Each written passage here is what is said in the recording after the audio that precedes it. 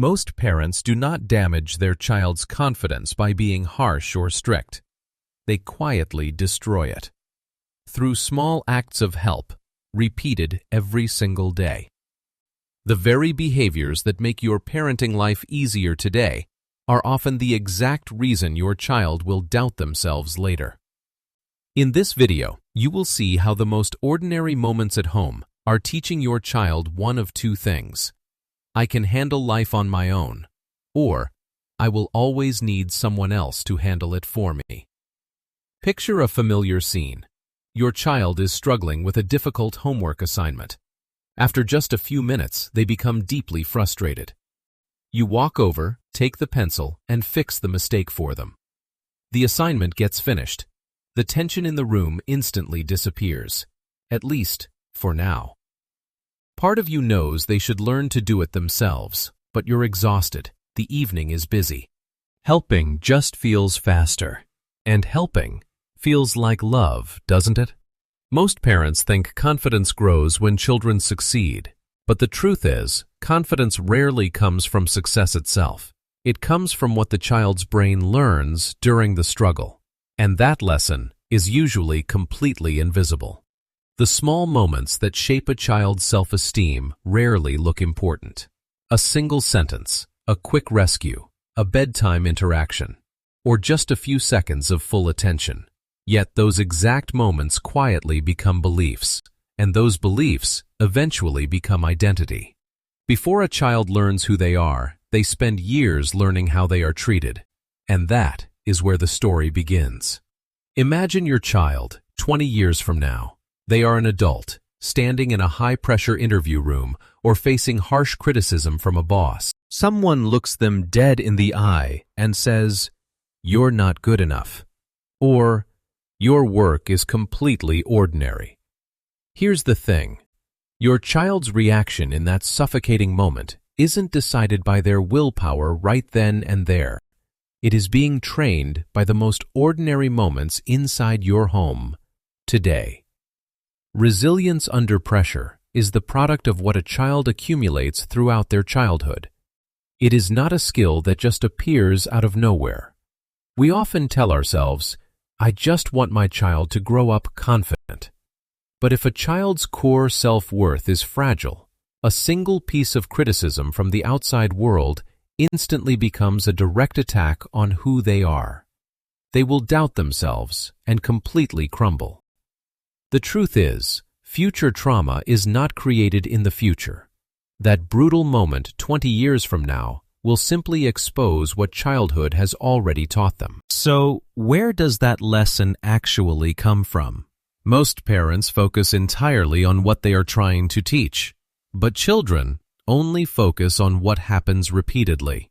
We spend hours giving lectures about confidence, but then we repeat the same small negative behaviors daily without even realizing it. A child's brain does not process the world through grand speeches. It learns through constant repetition and moments of high emotional significance. We often defend ourselves by thinking, "I only do that sometimes." But the truth is, those daily patterns quietly become the child's entire self-concept. The brain completely ignores the long lectures, but it flawlessly records the daily routines. Do you see the reality here? Identity grows from repetition, not from your good intentions. And the scary part is, some of the most damaging lessons actually look like they are helpful. The praise sounds so positive, but the lesson underneath may not be. Think about the moment your child runs home, holding a perfect test score.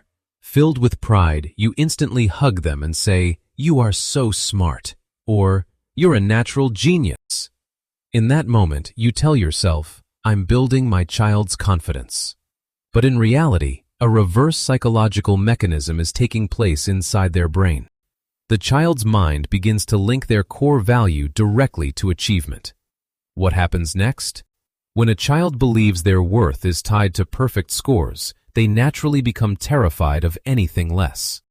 The brutal irony is, children often fear failure much more right after a major success. The cost of this pattern is heavy. The next time your child faces a difficult challenge or an unexpected setback at school, they won't see it as a lesson. They will feel that failure is absolute proof of their inadequacy. Do you see the psychological trap here? The child is not learning about what they achieved. They are learning why they matter. But confidence is damaged even faster somewhere else. Every parent wants to remove the struggle for their child. That instinct feels completely loving. Look at the small, everyday moments. When your child struggles with a difficult homework assignment, you instantly do it for them.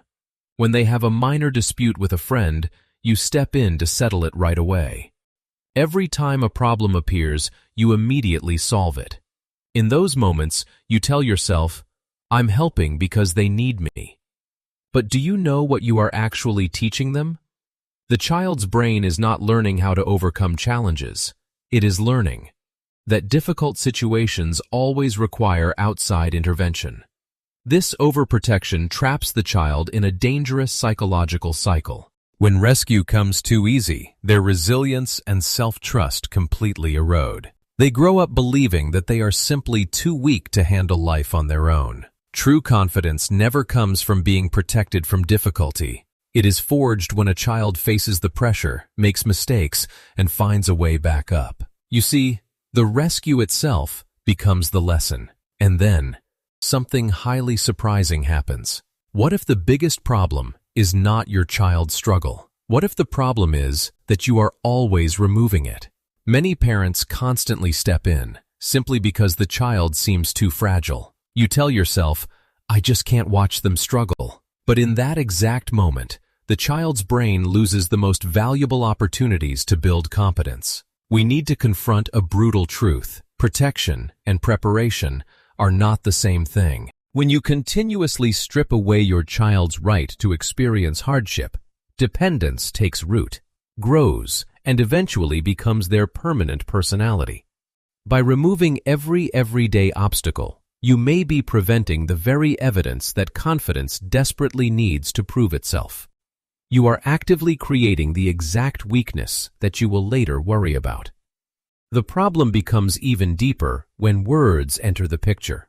The words disappear quickly, but the echo stays forever.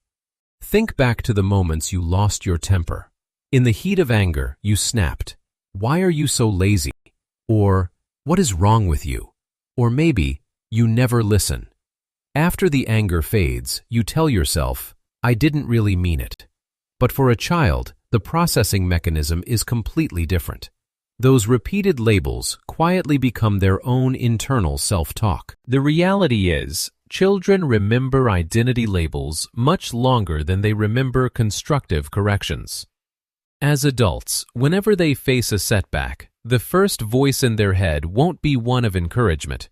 It will be harsh, relentless self-criticism, persisting long after childhood is over. Do you see the danger of words? A single careless sentence can become a permanent narrator, haunting them for the rest of their life. And words are not the only thing shaping your child's confidence. Some confidence problems do not look like confidence problems. They hide quietly in the daily rhythm of your home. Look at 3 concrete scenes. First scene. Your child is excitedly talking about their day while you nod along, but keep checking your phone. Second scene. Your child's bedtime is completely inconsistent, fluctuating randomly from night to night. Third scene. Every single chore is done for them, leaving them with nothing to do but be entertained. In those moments, you tell yourself, "I'm doing my best." But a child's brain interprets these environments through a different lens. It translates your attention into self-worth. It translates consistent sleep into emotional regulation. And it translates contribution into personal capability. The cost of these patterns is invisible but heavy. Without full attention, the child grows up constantly seeking external validation. Without sleep routines, they suffer from emotional instability. And without responsibility, they develop a deep sense of helplessness. Here is the pattern break. Feeling useful builds self-esteem much faster than feeling entertained. Children do not need to feel like the center of the universe. They need concrete evidence that they actually matter. And all of those lessons lead to one final question. A child's self-esteem is not built by what you intend to teach them. It is built by what your child repeatedly experiences. Whenever they struggle, fail, or need help, most parents are not shaping confidence directly. In reality, we are shaping how safe it feels to not be perfect. A reflective parent pauses before reacting. A reactive parent solves the discomfort immediately. Both love their child deeply, but only one lets the struggle do its work. What you do in the small, ordinary moments becomes what your child believes about themselves in the silent moments of their life.